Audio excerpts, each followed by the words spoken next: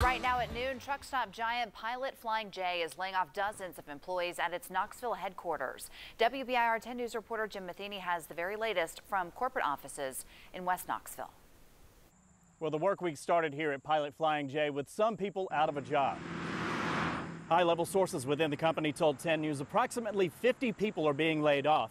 Now, that's out of around 1,200 people who work here at the Pilot Flying J offices on Lonas Drive.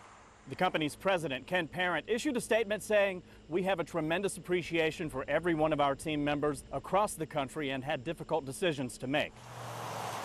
Parent's statement also said the layoffs were done to streamline operations and reallocate resources to other areas of the company, saying Pilot Flying J is still growing overall. Of course, Pilot is one of the largest private companies in North America with 750 locations across the U.S. and Canada and annual revenues of around $20 billion. The company is owned and was started by the Haslam family, but big changes were announced last October.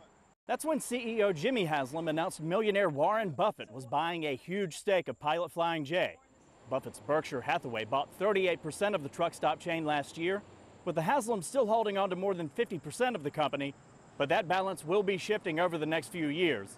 By 2023, Berkshire will own 80% of Pilot Flying J. And at that point, the Haslams will still hold on to 20% of the company. Reporting in West Knoxville, I'm Jim Matheny. We'll send it back to you.